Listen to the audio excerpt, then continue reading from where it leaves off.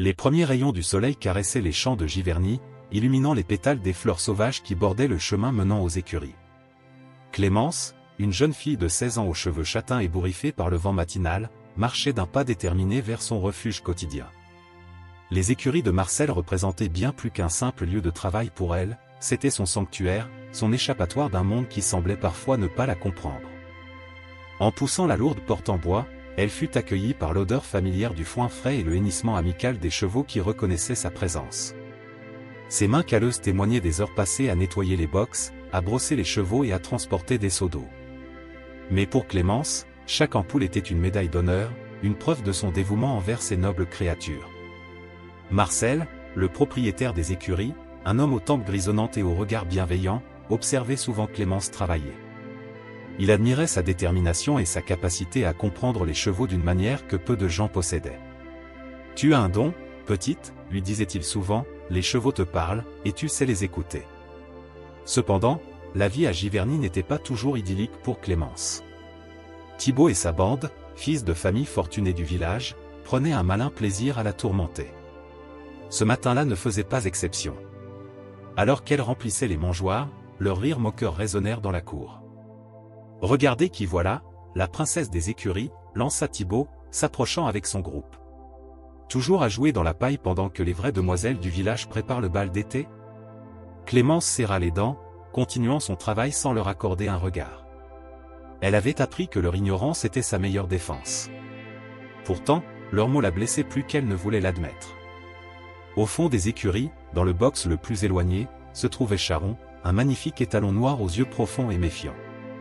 Les rumeurs à son sujet circulaient dans tout le village, son caractère imprévisible, son passé mystérieux, les cicatrices qui marquaient son flanc. Même les palefreniers les plus expérimentés évitaient de s'en approcher, laissant uniquement Marcel s'occuper de lui. Ce matin-là, alors que Thibaut et ses amis paradaient dans les écuries, Clémence remarqua que leur regard s'attardait sur le box de Charon. Quelque chose dans leur attitude éveilla sa méfiance. Elle connaissait ce regard, celui qui précédait généralement leurs mauvais coups. Marcel, qui avait assisté à la scène, s'approcha de Clémence une fois le groupe parti. « Ne les laisse pas t'atteindre » lui conseilla-t-il doucement. « Tu as quelque chose qu'ils ne comprennent pas, un véritable amour pour ces animaux. » La journée s'écoula lentement, rythmée par les tâches habituelles. Mais Clémence ne pouvait s'empêcher de penser au regard qu'avaient échangé Thibaut et ses amis devant le box de Charon.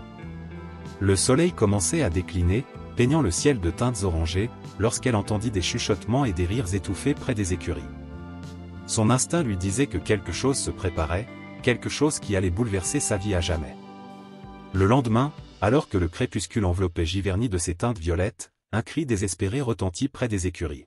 « Clémence! Vite, c'est urgent !» La voix tremblante appartenait à Louis, le plus jeune de la bande de Thibaut. Essoufflé, il expliqua qu'un cheval était en détresse dans le box isolé.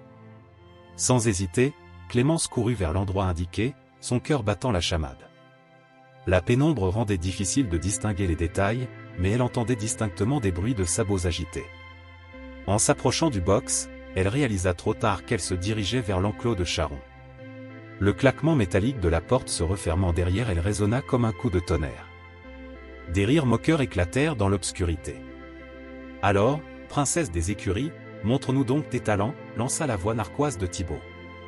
Face à elle, Charon se tenait immobile, ses yeux brillant d'une lueur sauvage dans la pénombre. Les cicatrices sur son flanc semblaient plus profondes dans cette lumière tamisée, témoin silencieux d'un passé douloureux. Clémence pouvait sentir la tension qui émanait de l'animal, comme un orage sur le point d'éclater. Les secondes s'étiraient comme des heures. À l'extérieur, les rires s'étaient tus, remplacés par une attente fébrile. Clémence ferma les yeux, ignorant les battements frénétiques de son cœur. Elle se rappela les paroles de Marcel, « Les chevaux sont comme des miroirs, ils reflètent nos émotions. » Doucement, presque dans un murmure, elle commença à fredonner une mélodie que sa grand-mère lui chantait autrefois. Une berceuse simple, aux notes apaisantes qui flottaient dans l'air comme des plumes. Les oreilles de Charon se dressèrent, attentives à cette nouvelle présence qui ne manifestait ni peur ni hostilité. À la surprise de tous, y compris de Clémence elle-même, Charon fit un pas vers elle. Puis un autre. Sa respiration, auparavant agitée, commençait à se calmer. Dans la pénombre du box, quelque chose d'extraordinaire se produisait, deux âmes blessées par le jugement des autres se reconnaissaient. Dehors, les spectateurs retenaient leur souffle. Louis, qui avait participé au piège à Contreségur, observait la scène avec un mélange de culpabilité et d'émerveillement. Même Thibaut, habituellement si prompt à la moquerie, restait silencieux, témoin involontaire d'un moment de grâce. Le bruit de pas précipités brisa soudain la magie de l'instant. Marcel, alerté par l'agitation inhabituelle, accourait vers les écuries. Sa voix tonnante résonna dans la nuit. « Que se passe-t-il ici ?» Les rires moqueurs s'étaient transformés en murmures embarrassés. Mais dans le box, Clémence n'entendait plus rien d'autre que le souffle régulier de Charon. Pour la première fois, elle osait lever la main vers son museau. Le contact fut électrique, comme si une étincelle de compréhension passait entre eux. Dans les yeux de l'animal, elle ne voyait plus la bête sauvage dont on lui avait tant parlé, mais une âme noble marquée par les épreuves. Cette nuit-là, quelque chose changea irrémédiablement dans les écuries de Giverny. Ce qui devait être une cruelle plaisanterie se transformait en un moment décisif, non seulement pour Clémence et Charon, mais aussi pour tous ceux qui en furent témoins. Marcel convoqua Clémence dans son bureau le lendemain matin. La pièce, imprégnée de l'odeur du cuir et du bois ancien, était baignée par la lumière dorée du soleil levant. Sur les murs, des photographies jaunies témoignaient d'une vie consacrée aux chevaux. L'une d'elles attira particulièrement l'attention de Clémence, un magnifique étalon noir, sans cicatrice, monté par un cavalier au sourire confiant. C'était Charon, expliqua Marcel, suivant son regard. Et son cavalier, Antoine de la Croix, l'un des meilleurs de sa génération. Ils étaient inséparables, destinés au plus grand concours. Jusqu'à ce jour. Sa voix se perdit dans ses souvenirs. Marcel raconta alors l'histoire de Charon. L'accident lors d'un entraînement, la longue convalescence, la dépression d'Antoine qui ne put jamais remonter en selle. Le cheval, autrefois star des concours, devint le symbole d'une gloire déchue. Transféré d'écurie en écurie, incompris, craint, jusqu'à ce qu'il arrive à Giverny. Hier soir, poursuivit Marcel, j'ai vu quelque chose que je n'avais pas vu depuis des années. J'ai vu Charon faire confiance à nouveau. Ce n'est pas un hasard, Clémence. Tu as un don. Il se leva, ouvrit un tiroir et en sortit un vieux carnet de cuir. C'était le journal d'Antoine. Il y notait ses techniques, ses observations, sa connexion unique avec Charon. Je pense qu'il est temps que quelqu'un d'autre en prenne soin. Clémence accepta le carnet avec révérence. Ses doigts tremblaient légèrement en tournant les pages jaunies, découvrant des annotations minutieuses, des croquis détaillés, des secrets longuement gardés sur l'art de communiquer avec les chevaux. Les jours suivants, elle partagea son temps entre ses tâches habituelles et de longues heures passées avec Charon. Le carnet d'Antoine devint son guide, lui révélant une approche unique de l'équitation. Chaque page contenait des trésors de sagesse, des observations subtiles sur le langage corporel des chevaux, des techniques oubliées. La transformation de Charon était remarquable. Ses yeux, autrefois emplis de méfiance, s'adoucissaient en présence de Clémence. Les autres palefreniers observaient avec étonnement comment le redoutable étalon suivait docilement la jeune fille, répondant au moindre de ses gestes. Un matin, en nettoyant le box de Charon, Clémence fit une découverte surprenante. Caché sous une planche mal fixée, un médaillon en argent émergea de la poussière. Le nom de Charon y était gravé, accompagné d'une date et d'une inscription, « À mon fidèle compagnon, que notre voyage ne fasse que commencer ». Cette découverte bouleversa Clémence. Le médaillon n'était pas qu'un simple bijou, c'était un témoignage d'amour, de confiance et d'espoir. En le tenant dans ses mains, elle sentit le poids de la responsabilité qui pesait sur ses épaules. Elle n'était plus simplement une palefrenière, elle devenait la gardienne d'un héritage, la dépositaire d'une confiance brisée qu'il fallait reconstruire. La nouvelle de la connexion entre Clémence et Charon se répandit rapidement dans Giverny. Les habitants du village, d'abord sceptiques, commencèrent à s'arrêter aux écuries pour observer ce duo improbable. Même Thibaut et sa bande semblaient avoir perdu leur morgue habituelle, remplacée par une curiosité mal dissimulée. Louis fut le premier à franchir le pas. Un matin, il s'approcha timidement de Clémence alors qu'elle brossait Charon. « Je peux t'aider » demanda-t-il, la voix tremblante d'appréhension. Clémence hésita un instant, puis lui tendit une brosse. Ce simple geste marqua le début d'une transformation subtile dans la dynamique du village. Le journal d'Antoine révélait chaque jour de nouveaux secrets. Clémence y découvrit des exercices spécifiques, des techniques de dressage oubliées. Plus elle appliquait ses enseignements, plus Charon s'épanouissait. L'étalon retrouvait peu à peu sa prestance d'antan, comme si les années de souffrance s'effaçaient progressivement. Un après-midi, alors que Clémence travaillait avec Charon dans le manège, Marcel vint la trouver avec une nouvelle inattendue. « Le concours régional approche », annonça-t-il. « J'ai inscrit Charon. » Le cœur de Clémence manqua un battement.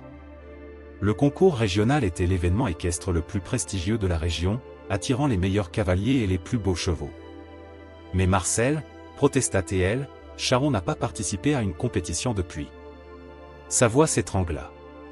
Marcel sourit avec bienveillance. Depuis l'accident, je sais. Mais regarde-le maintenant. Tu lui as rendu sa fierté, sa confiance. Il est temps que le monde voie ce que vous avez accompli ensemble. La nouvelle se répandit comme une traînée de poudre dans le village. Les réactions furent mitigées, certains pensaient que c'était de la folie, d'autres y voyaient une chance de rédemption. Thibaut, particulièrement, semblait torturé par des sentiments contradictoires. Les préparatifs pour le concours intensifièrent le lien entre Clémence et Charon. Chaque matin, avant l'aube, ils s'entraînaient ensemble. La jeune fille découvrit que le médaillon qu'elle avait trouvé appartenait à l'époque des plus grandes victoires de Charon. Elle prit l'habitude de le porter lors de leurs séances, comme un talisman reliant le passé au présent. Un soir, alors que le soleil couchant baignait le manège de lueurs dorées, quelque chose d'extraordinaire se produisit. Clémence et Charon exécutaient une figure particulièrement complexe, décrite dans le journal d'Antoine. Leurs mouvements étaient si parfaitement synchronisés qu'ils semblaient ne faire qu'un. Marcel, qui observait la scène, essuya discrètement une larme. « C'est exactement comme avant », murmura-t-il. Mais le destin avait encore des surprises en réserve. Le bruit des sabots de Charon avait attiré un spectateur inattendu.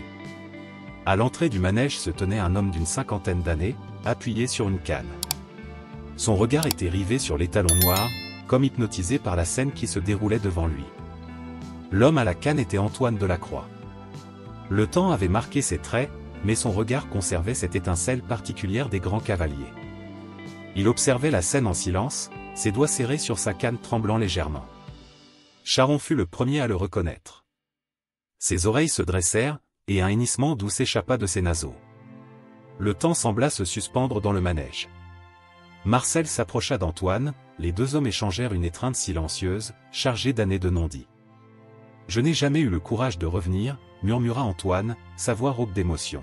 « Jusqu'à ce que j'entende parler d'une jeune fille qui avait réussi l'impossible. » Ses yeux se posèrent sur Clémence, qui descendait doucement de Charon. Antoine s'approcha lentement de son ancien compagnon.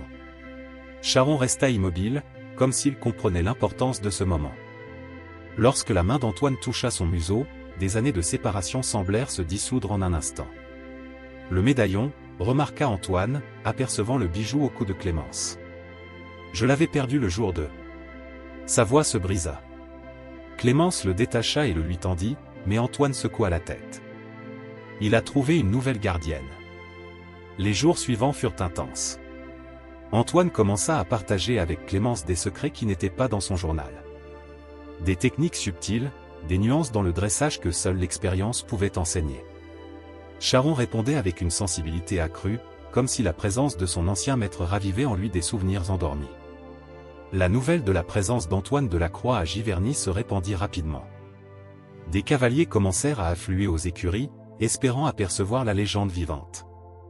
Même Thibaut et ses amis semblaient transformés, écoutant avec attention les histoires qu'Antoine partageait volontiers.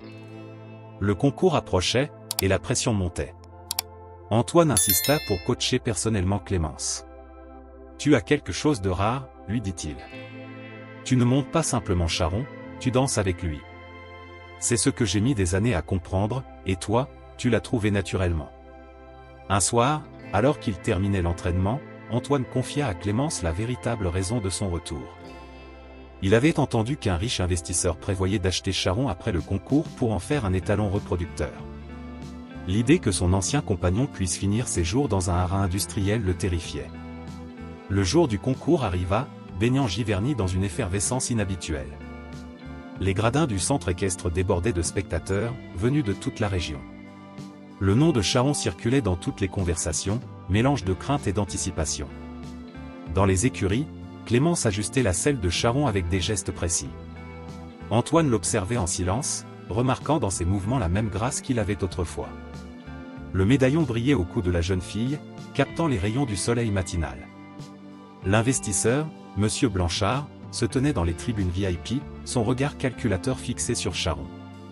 À ses côtés, ses conseillers vantaient déjà les bénéfices potentiels d'un tel investissement. Marcel et Antoine échangèrent un regard inquiet. Lorsque Clémence et Charon entrèrent dans l'arène, un silence respectueux s'installa. L'étalon noir semblait transformé, sa prestance d'antan pleinement retrouvée. Les premiers mouvements furent parfaits, comme si cheval et cavalière partageaient une seule conscience. Au milieu de leur performance, quelque chose d'inattendu se produisit. Thibaut, assis au premier rang, se leva soudainement et commença à applaudir. Louis suivit, puis d'autres spectateurs. Bientôt, l'arène entière vibrait d'encouragement. Leur démonstration finale fut magistrale. Clémence guida Charon dans une série de figures complexes, certaines tirées directement du journal d'Antoine, d'autres nées de leur propre connexion. Lorsqu'ils terminèrent, le public explosa en applaudissements. Monsieur Blanchard s'approcha immédiatement après la performance, son carnet de chèques déjà en main. Mais avant qu'il ne puisse parler, Antoine s'avança. « Charon n'est pas à vendre, déclara-t-il fermement. Il a trouvé sa place ici, avec Clémence. » Marcel annonça alors sa décision, les écuries de Giverny deviendraient un centre de réhabilitation pour chevaux traumatisés, avec Clémence et Antoine comme instructeurs principaux. Le regard de Blanchard passa de la surprise à l'intérêt, et il proposa finalement d'investir dans ce nouveau projet plutôt que d'acheter Charon. Les mois qui suivirent transformèrent les écuries. De nouveaux chevaux arrivèrent, chacun portant ses propres blessures. Clémence découvrit que sa connexion avec Charon n'était pas unique, c'était un don qu'elle pouvait partager, enseigner. Thibaut et ses amis devinrent des visiteurs réguliers, apprenant progressivement que la vraie force résidait dans la gentillesse et la patience. Louis, en particulier, développa un talent naturel pour le travail avec les chevaux les plus craintifs. Un soir, alors que le soleil se couchait sur Giverny, Clémence observait Charon dans son box. Le médaillon à son cou brillait doucement dans la pénombre. Elle réalisa que parfois, les plus grandes victoires ne se mesurent pas en rubans ou en trophées, mais dans les cœurs qui guérissent ensemble. Fin de l'histoire, chers auditeurs, nous espérons que l'histoire de Clémence et Charon vous a touché au plus profond de votre cœur. Pour continuer ce voyage émotionnel, nous avons préparé une playlist spéciale avec des histoires tout aussi captivantes. Vous la trouverez en cliquant sur le lien à votre gauche. Si cette histoire vous a ému, n'oubliez pas de vous abonner à notre chaîne et de laisser un « j'aime » à la vidéo. Chaque jour, nous partageons des histoires uniques qui explorent la complexité de la vie et la beauté des relations humaines. Rejoignez-nous dans les commentaires pour partager vos impressions et vos expériences personnelles avec les chevaux. À très bientôt pour de nouvelles aventures.